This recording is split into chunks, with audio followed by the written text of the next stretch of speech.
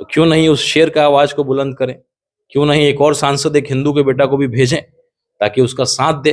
जब जय श्री राम का नारा लगा करके चढ़ाया गया है तो दोनों तरफ से वो जय श्री राम भी हो, अल्लाह अकबर भी हो। एआईएम जिसकी आप बात कर रहे हैं, आप गठबंधन में 2 सीट उनको नहीं दे सकते हैं कि आप दे दीजिए, कहीं कैंडिडेट नहीं खड़ा करेंगे? आप बी टीम करते रहते हैं। आप नहीं चाहते हैं कि कोई मुस्लिम का लीडर पैदा हो, कोई मुस्लिम का पार्टी पैदा हो। जिस दिन खड़ा हो गया मुस्लिम का पार्टी, जिस दिन खड़ा हो गया मुस्लिम का लीडर, MY से M निकला और कहानी खत्म। देखिए, मुसलमान भाइयों को ये समझ में आ गया है कि उनका सौदा केवल हो रहा है। एक भी शिक्षक आज जेडीयू के साथ नहीं है। एक डीलर जो होता है पूरे इलाके में 400 लोगों को वोट देता है, वोट को प्रभावित कर सकता है, अनाज देता है।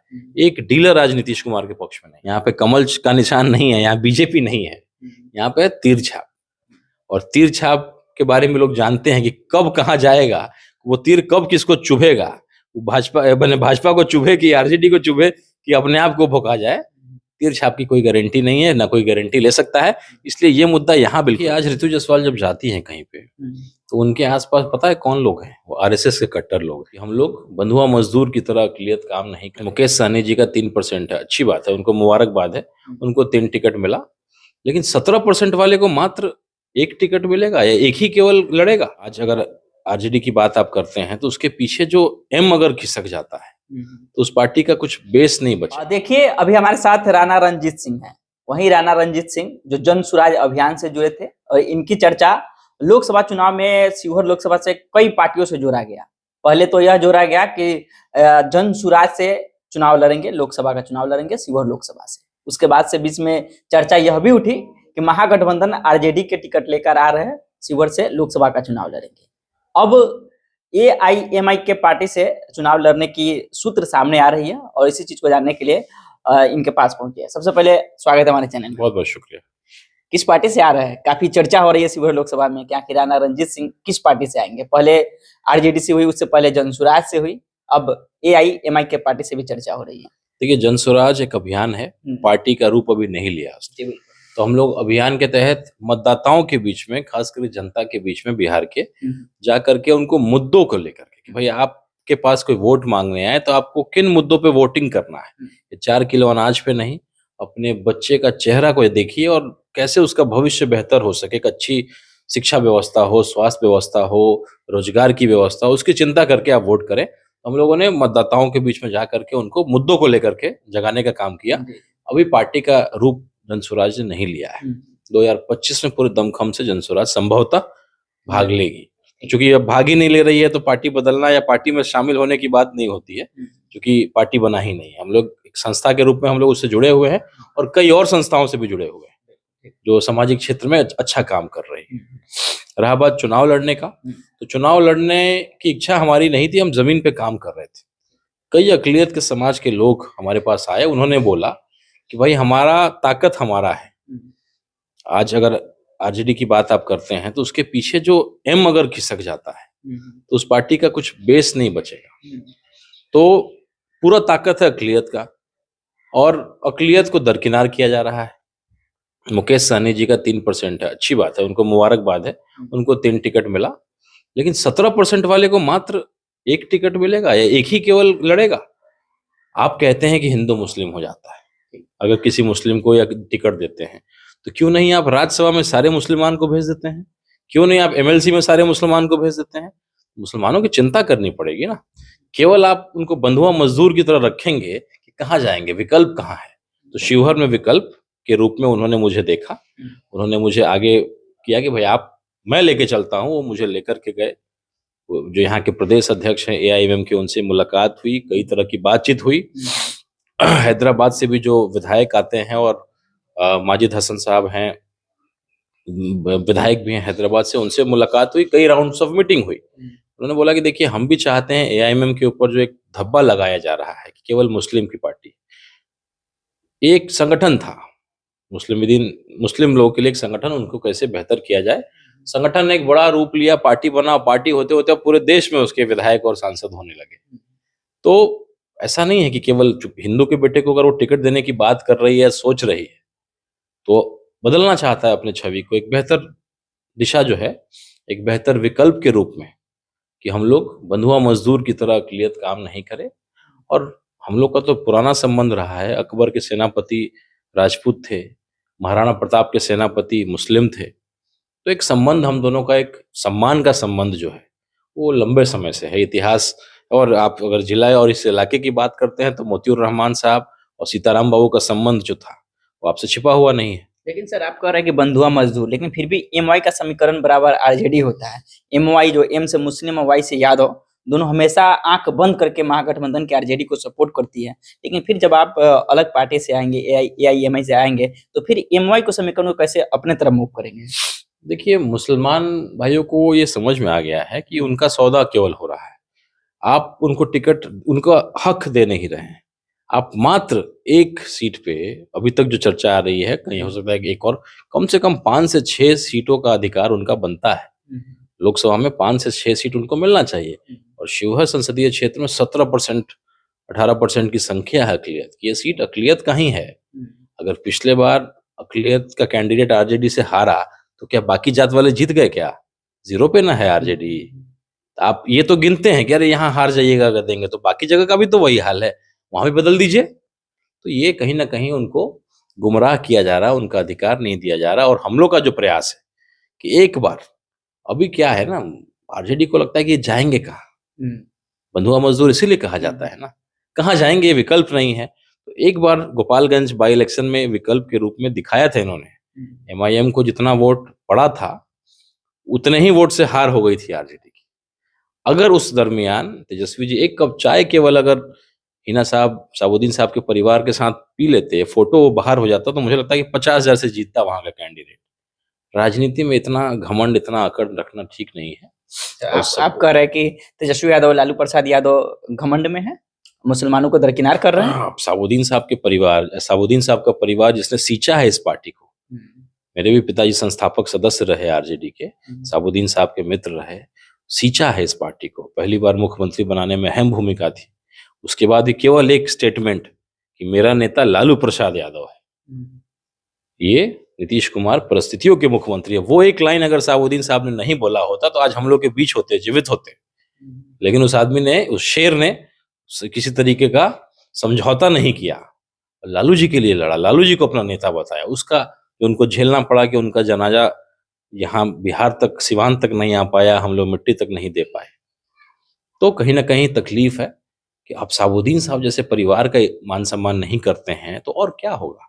अब बताइए ना, आज मुस्लिम का कौन लीडर है? एआईएम जिसकी आप बात कर रहे हैं, आप गठबंधन में 2 सीट उनको नहीं दे सकते हैं कि आप दे दीजिए, कहीं कैंडिडेट नहीं खड़ा करेंगे? आप बी टीम करते रहते हैं। आप नहीं चाहते हैं कि कोई मुस्लिम का लीडर पैदा हो, कोई मुस्लिम का पार्टी पैदा हो। जिस दिन खड़ा हो गया मुस्लिम का पार्टी, जिस दिन खड़ा हो गया मुस्लिम का लीडर, एमवाई से एम निकला और कहानी खत्म। लेकिन सर आप यहाँ पर अकलियत की बात कर रहे हैं, लेकिन फिर भी आप बीच में रितु जायसवाल की चर्चा आती है कि आरजेडी से उनको टिकट मिलेगी, चाहे एम हो या वाई हो, सभी लोग उनकी चर्चा कर रही है और खुश है, रितु जायसवाल के नाम आने से खुश हैं। आप अकलियत की बात कर रहे हैं, कहीं आप यह भी कह रहे हैं कि मुसलमानों को दरकिनार करने की बात करती है राष्ट्रीय जनता दल पार्टी, तो कैसे होगा? देखिए, आज रितु जायसवाल जब जाती हैं कहीं पे, तो उनके आसपास पता है कौन लोग हैं? वो आरएसएस के कट्टर लोग हैं। तो आरएसएस के लोग थे, वो रमा देवी के भी सबसे खास लोग थे। वही लोग जाकर के रितु जायसवाल जी को भी जो है अपने आमने सामने, और वही जो 4, 10, 20, 50 मैनेजर जो होते हैं, तो केवल चेहरा तो बदला, चीजें कहाँ बदली। जो पहले रमा देवी जी के साथ थे वही जाकर के रितु जायसवाल जी के साथ सामने हो गए। चौक चौराहे पे, बाजार पे मुस्लिम और वैश्य, चूंकि वैश्य समाज भाजपा का कट्टर वोटर माना जाता है, एनडीए का वोटर माना जाता है। आप वोट दे भी दीजिएगा तो वोट की गिनती नहीं होने जा रही है, कुछ लोग का होगा, लेकिन ये अकलियत को पसंद नहीं आ रहा, क्योंकि ये लंबी लड़ाई चलते रहा है। वो आरएसएस कैडर से वो लगातार लड़ाई, मतलब वैचारिक लड़ाई, चौक चौराहे पे कभी चर्चा होती है, कोई मोदी जी के पक्ष में, कोई उनके विपक्ष में अपनी बातों को रखता है। तो ये लंबी लड़ाई है। तो ये जो आप सोच रहे हैं कि ये हमने चालाकी कर दिया है, हमने उस समाज के आदमी को दे दिया, उससे कुछ बहुत होने जाने वाला नहीं है। अगर आपके पास वैश्य वोट कुछ जाता है तो आपका मुसलमान बहुत कुछ चला जाएगा आपसे। लेकिन सर ये भी चीज आपने कहा कि 4 किलो अनाज को मत देखिए, अपने बच्चे के फ्यूचर को देखिए। लेकिन तो सब लोग कैंडिडेट कोई भी हो एनडीए से, लेकिन सब ऊपर देख रहे हैं, नरेंद्र मोदी जी को देख रहे हैं। नरेंद्र मोदी जी का चेहरा देखकर सब लोग स्वीकार कर रहे हैं कि कोई भी कैंडिडेट भेजे उनको हम वोट देंगे। देखिए ये बात बाहर में हो सकती है, क्योंकि जब जिस संसदीय क्षेत्र की हम बात कर रहे हैं, शिवहर में यहाँ पे फूल छाप नहीं है, यहाँ पे कमल का निशान नहीं है, यहाँ बीजेपी नहीं है, यहाँ पे तीर छाप। और तीर छाप के बारे में लोग जानते हैं कि कब कहाँ जाएगा, वो तीर कब किसको चुभेगा, वो भाजपा को चुभे कि आरजेडी को चुभे कि अपने आप को भोंका जाए, तीर छाप की कोई गारंटी नहीं है, ना कोई गारंटी ले सकता है। इसलिए ये मुद्दा यहाँ बिल्कुल नहीं है, बाकी जगह हो सकता है। लेकिन तीर छाप लेकर आने वाली लवली आनंद कह रहे कि 4 लाख प्लस वोटों से यहाँ शिवहर से प्रचंड जीत होगी हमारी। अच्छा तो गिनती कराइए ना। आज ब्राह्मण समाज एनडीए का सबसे कट्टर वोटर होता है, क्या उनके साथ हैं? आप जाइए, आप तो जमीन पे रहने वाले पत्रकार हैं, 1% ब्राह्मण समाज उनके साथ नहीं है। एक शिक्षक नीतीश कुमार की पार्टी को वोट करने जा रहा है क्या?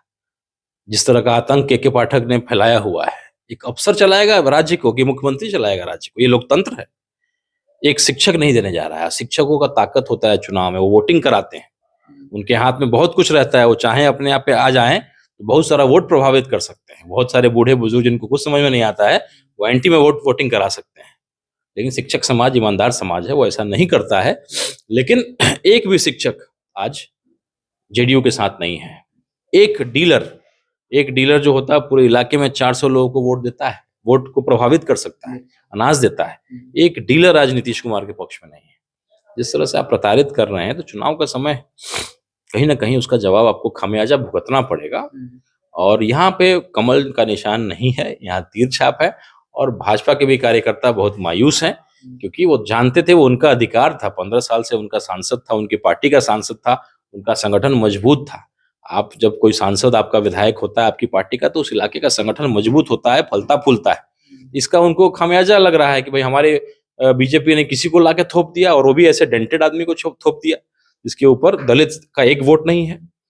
एंटी दलित की जो छवि है आनंद मोहन जी का, जी कृष्णैया की वजह से दलित का एक वोट नहीं है। उनके आसपास जो लोग घूम रहे हैं, जो मैनेजर के रूप में है, उनकी छवि बहुत डेंटेड है। तो जो गरीब पिछड़ा अति पिछड़ा देख रहा है कि अरे बाप रे बाप, यही जो वसूली करता है वही तो इनका मेन आदमी बना हुआ है, तो देख के करके भाई जितला के बाद क्या होगा। तो सब लोग का जो है, आपके पास वैश्य नहीं है, वैश्य नाराज है, आपके पास ब्राह्मण नहीं है, आपका राजपूत का वोट बंटने जा रहा है। अगर मैं चुनाव लड़ता हूँ, सीताराम बाबू का एक बड़ा वर्ग, एक बड़ा परिवार है जो हमेशा हमारे साथ खड़ा रहेगा। और चित्तौड़गढ़ की बात अगर होती है, यहाँ से चित्तौड़गढ़ अगर हटा है तो उसके कारण जो है आनंद मोहन जी ही हुए। जब 2009 का चुनाव अगर सीताराम बाबू लड़ रहे थे और कोई और दूसरा राजपूत कैंडिडेट नहीं आया होता, तो सीताराम बाबू ही चुनाव जीतते। लेकिन 2 लोगों के होने की वजह से दिक्कत हुआ, और अकलियत ने देखा कि भाई दोनों आपस में लड़ करके बिखर रहे हैं, तो क्यों नहीं हम लोग अनवर साहब को वोट करें। और एक मुसलमान ने वोट किया, और 2-2.25 लाख वोट उनको पड़ा था। 2009 में 2-2.25 लाख मुस्लिम का वोटिंग हुआ करता था। ये 2024 है, और ये इफ्तार का और ये जो रमजान का महीना है, इस बार 80% वोटिंग होने जा रहा है। और मैं आपको बताऊं, लगभग 2.5 से 3 लाख मुसलमान का वोट पड़ेगा। संख्या कितनी है वो छोड़िए, 2.5 से 3 लाख वोट पड़ेगा। और उसमें अगर मैं 60% 70% में लाने में सफल हो पाया, तो मुझे लग रहा है, जो नजर आ रहा है, क्योंकि आरजेडी को इस चुनाव से बहुत लेना देना नहीं है, तो मुस्लिम भी कह रहे हैं कि भैया ये तो पार्लियामेंट की बात है, तो पार्लियामेंट में कौन लड़ता है? असदुद्दीन ओवैसी लड़ता है, तेजस्वी जी तो लड़ेंगे नहीं। तो क्यों नहीं उस शेर का आवाज को बुलंद करें? क्यों नहीं एक और सांसद एक हिंदू के बेटा को भी भेजें ताकि उसका साथ दे? जब जय श्री राम का नारा लगा करके चढ़ाया गया है, तो दोनों तरफ से वो जय श्री राम भी हो, अल्लाह अकबर भी हो, ये चाहते हैं। और एक छवि को भी सुधारना चाहती है, और इसलिए एक हिंदू के बेटे पे विश्वास दिखाया है, या दिखाएगी।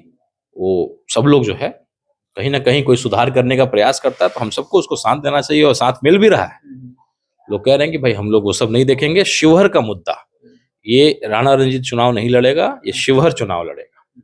शिवहर का बेटा, शिवहर की मिट्टी का लाल होने के नाते मुझे सब वर्गों का जो है एक सपोर्ट मिल रहा है कि भाई बाहरी को इस बार हम लोग नहीं जिताएंगे। आप जैसे हैं, जिस पार्टी से आ रहे हैं, हम लोग कुछ जाति पार्टी नहीं देखेंगे। हम लोग शिवहर के बेटे को, शिवहर के निवासी को, शिवहर के वोटर को 6 विधानसभा, 17 प्रखंड, लगभग 200 पंचायत, और एक नेता हम लोग पैदा नहीं कर सकते हैं सहरसा से और बाहर से कोई आएगा ये नेता बनने के लिए?